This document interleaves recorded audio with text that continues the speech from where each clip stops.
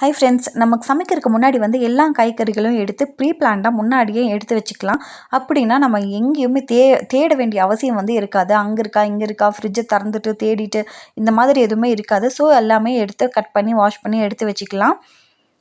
இப்போ வந்து நான் குக்கரில் வந்து பருப்பு வேக வச்சுருக்கேன். இதில் வந்து இந்த பெரிய கடையில் வந்து நான் வந்து புடலங்காய் பொரியல் வந்து செய்ய போகிறேன். ஸோ பொரியலுக்கு தேவையான வெங்காயம் எல்லாம் வதக்கியாச்சு. இப்போ வந்து கீரைக்கும் தேவையான வெங்காயமும் வதங்கிருச்சு. இப்போ வந்து கருவேப்பிலை வந்து ஆட் பண்ணிவிட்டு நல்லா வதக்கிக்கலாம். கருவேப்பிலை எப்போவுமே கொஞ்சம் அதிகமாகவே ஆட் பண்ணிக்கோங்க. இப்போ வந்து புடலங்காய் பொரியலுக்கு தேவையான புடலங்காவை போட்டுக்கலாம்.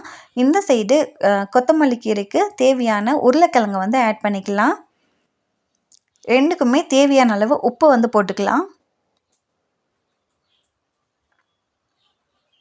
மிளகா பொடியும் கொஞ்சமாக எடுத்து போட்டுக்கலாம். நான் வந்து வீட்டில் அரைச்ச மிளகா பொடி தான் யூஸ் பண்ணுறேன். ஸோ பொரியல், கீரை எல்லாத்துக்குமே சாம்பார் எல்லாத்துக்குமே இந்த ஒரு மிளகா பொடியே போதுமானதாக இருக்கும். ஆட் பண்ணி நல்லா மிக்ஸ் பண்ணி எடுத்துக்கலாம். உருளைக்கிழங்கு வேகிறதுக்கு நான் கொஞ்சமாக தண்ணி ஆட் பண்ணி வேக வைக்க போகிறேன். புடலங்காய்க்கு வந்து தண்ணி விட தேவையில்லை. அதை வந்து நம்ம சிம்மில் வச்சு ஒரு 5 மினிட்ஸ் ஒரு 10 மினிட்ஸ் மூடி வச்சோம் அப்படின்னா நல்லா வெந்துடும். இப்போ பாருங்கள், உருளைக்கிழங்கு வந்து நல்லா வெந்திருக்கு. இப்போ வந்து நான் கொத்தமல்லி கீரையை வந்து இதில் ஆட் பண்ணிக்கிறேன். கொத்தமல்லி வந்து நம்ம வெறும் இலையை மட்டும்தானே எடுத்துப்போம். தண்டெல்லாம் வேஸ்ட்டாக தானே தூக்கி போட போகிறோம். அந்த மாதிரி தூக்கி போடாமல் இந்த மாதிரி கீரையாக செஞ்சோம்னா நல்லாயிருக்கும். இந்த தண்டில் இருக்கிற சத்தும் நமக்கு கிடைக்கும். புடலங்காய் பொரியல் வந்து நல்லாவே ரெடி ஆயிடுச்சுங்க. இதில் வந்து நான் துருவின தேங்காய் வந்து இதில் ஆட் பண்ண போகிறேன். தேங்காய் ஆட் பண்ணதுக்கப்புறம் ஒரு 5 மினிட்ஸ் அப்படியே வச்சு நம்ம சிம்மில் மீடியம் ஃப்ளேமில் வச்சு கொஞ்சம் நேரம் வேக வைக்கணும்.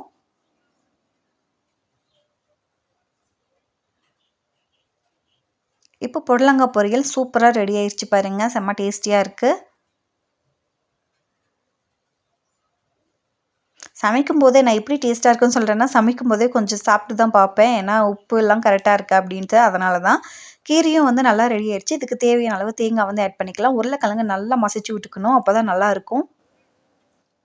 இந்த கீரையிலையும் தேங்காய் ஆட் பண்ணிட்டு ஒரு 5 மினிட்ஸ் நல்லா வேக வச்சுட்டு அதுக்கப்புறம் எடுத்துக்கலாம். இப்போ வந்து சாம்பாருக்கு வந்து ரெடி பண்ணிகிட்ருக்கேன். தக்காளி, வெங்காயம், கருவேப்பிலை எல்லாம் போட்டுட்டு நல்லா தாளிச்சிட்டு இதுக்கப்புறம் உருளைக்கிழங்கு, முருங்கைக்காய், அதுக்கப்புறமா இது கத்திரிக்காய், இது 3மே சேர்த்து நான் வந்து இன்றைக்கி சாம்பார் செய்ய போகிறேன். உங்கள்கிட்ட என்னென்ன காய்கறி இருக்கோ அத்தனை காய்கறியும் போட்டு சாம்பார் வைக்கலாம். சாம்பாரில் நிறைய காய்கறி போட்டு செய்யும்போது நல்லா டேஸ்ட்டாக இருக்கும். நான் வந்து பருப்பு வந்து ஒரு விசில் தான் வச்சு வேக வச்சு எடுத்திருக்கேன். அதனால் நான் இப்போ குக்கரில் ஆட் பண்ணுறதுனால ஒரு விசில் தான் வச்சு எடுத்திருக்கேன். இப்போ வந்து நான் 2 விசில் வச்சு வேக வைக்க போகிறேன். இதுக்கு தேவையான அளவு தண்ணி ஊற்றிக்கலாம். நான் புளி எதுவுமே ஆட் பண்ணலை. 2 தக்காளி ஆட் பண்ணியிருக்கேன். அதனால் இப்போ உப்பும் மிளகாய் பொடியும் போட்டுக்கலாம்.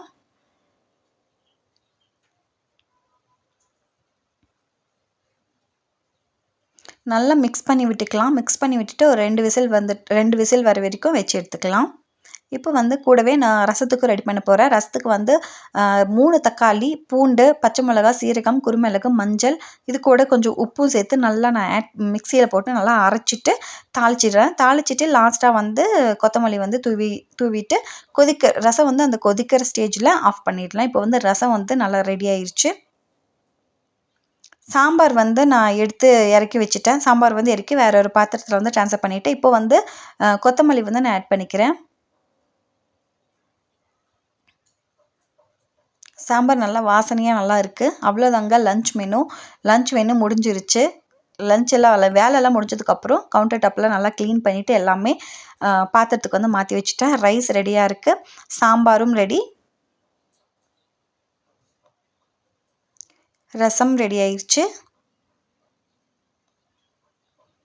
புடலங்காய் பொரியல் அதே பாத்திரத்தை வைக்காமல் நம்ம பாத்திரத்தெல்லாம் மாற்றி வச்சிட்டோம் அப்படின்னா கொஞ்சம் ஈஸியாக இருக்கும்.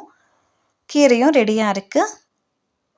இப்போ வந்து தயிர் இருக்குது. அதுக்கப்புறம் நல்லா தண்ணியான மோர் இருக்குது.